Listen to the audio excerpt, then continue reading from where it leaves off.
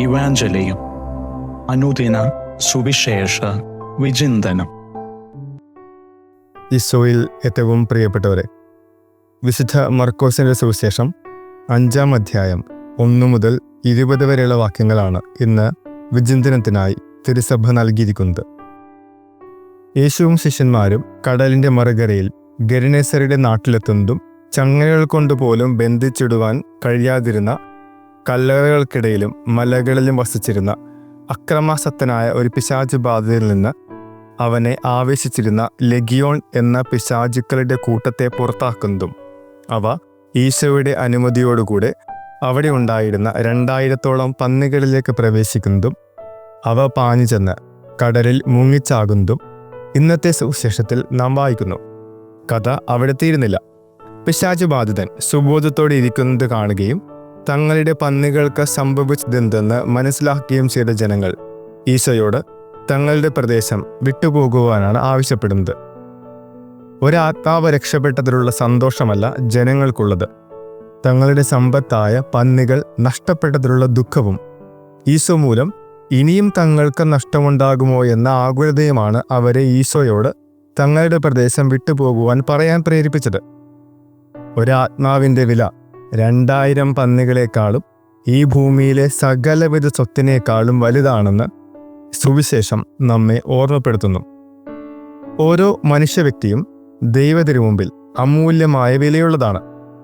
വിശുദ്ധ ഫൗസ്തീനയുടെ ഡയറിയിൽ 1397 ഖണ്ഡികയിൽ ഫൗസ്തീനാമ്മയോട് ഈശോ ഇപ്രകാരം പറയുന്നതായി എഴുതി വച്ചിട്ടുണ്ട്: ഓരോ ആത്മാവിൻ്റെയും നഷ്ടത്താൽ ഞാൻ മരണതുല്യമായ ദുഃഖമനുഭവിക്കുന്നു.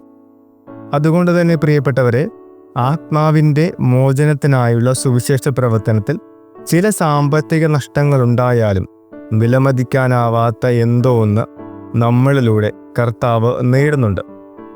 1993 കേരള കത്തോലിക്ക മാഗസിനുകൾക്കിടയിൽ കളർ പ്രിന്റ് കൊണ്ട് വിപ്ലവം തീർത്ത ശാലോ മാഗസിൻ ബഹുമാനപ്പെട്ട ബെന്നി പുന്നത്ര സാർ പുറത്തിറക്കുന്നത്.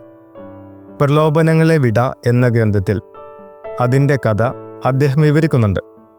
അത് ഏതാണ്ട് ഇപ്രകാരമാണ്: ബാങ്ക് ജോലികൾക്കിടയിലാണ് ഈശോയുടെ പ്രേരണയനുസരിച്ച് 5000 കോപ്പികളുടെ 2 മാസത്തെ ഇഷ്യൂകൾ ഇറക്കുന്നത്. അദ്ദേഹത്തിൻ്റെ വാക്കുകളിൽ പറഞ്ഞാൽ, ഒരു വ്യക്തിയിൽ നിന്ന് പോലും പ്രോത്സാഹനജനകമായ ഒരു പ്രതികരണം ലഭിച്ചില്ല. ആരും വരിസംഖ്യ അയക്കുകയോ കാര്യമായി പ്രോത്സാഹിപ്പിക്കുകയോ ചെയ്തില്ല. ബെന്നി പുന്നത്ര സാർ ആകെ അസ്വസ്ഥനായി. കാരണം കയ്യിലുള്ള പണം മുഴുവൻ തീർന്നു. പ്രിന്റ് ചെയ്ത മാസികകളിൽ ഭൂരിപക്ഷവും വീട്ടിൽ കട്ടിലുകൾക്കടിയിൽ കെട്ടിവച്ചിരിക്കുകയാണ്. മാസിക തുടങ്ങാനുള്ള പ്രചോദനം പിശാചിൻ്റെ തട്ടിപ്പായിരുന്നോ എന്ന് കരുതി മനസ്സ് മടുത്തിരുന്ന അവസ്ഥയിലാണ് ശാലോ മാസിക വായിച്ചതുകൊണ്ട് മാത്രം ഇന്ന് ജീവിച്ചിരിക്കുന്ന വ്യക്തിയാണ് ഞാൻ എന്ന തലക്കെട്ടോടെ ഒരു ഇല്ലൻ്റ് ലെറ്റർ അദ്ദേഹത്തിന് ലഭിക്കുന്നത്.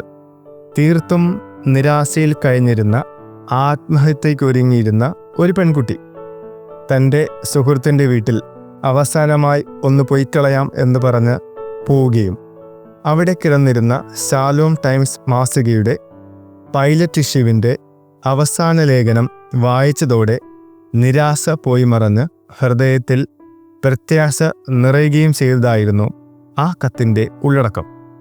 ഇത് അദ്ദേഹത്തിന് നൽകിയ പ്രചോദനം ചെറുതല്ല. ചില മനസ്സിലെങ്കിലും വലിയ സാമ്പത്തിക നഷ്ടമാണെന്നും പാഴ്ചെലവാണെന്നും ചിന്തിക്കുന്ന, ലക്ഷങ്ങൾ മുടക്കി നടത്തുന്ന കൺവെൻഷനുകളും തിരുനാളുകളിലെയും മറ്റ് ആഘോഷങ്ങളിലെയും പ്രസംഗങ്ങളും വിവിധങ്ങളായ മാധ്യമങ്ങളിലൂടെയുള്ള കത്തോലിക്ക പ്രഘോഷണങ്ങളും നമ്മൾ പോലും അറിയാതെ ഏതൊക്കെയോ ആത്മാക്കളെ തൊട്ട് സൗഖ്യപ്പെടുത്തുന്നുണ്ട്. മനുഷ്യൻ്റെ നശ്വരമായ സമ്പത്ത് കൊണ്ട് വിലയിടാനാവാത്ത അനശ്വരമായ ആത്മാക്കളെ നേടുന്നുണ്ട്. അതിനാൽ സുവിശേഷത്തിനു വേണ്ടി മുടക്കുന്നതൊന്നും തന്നെ നഷ്ടമല്ല.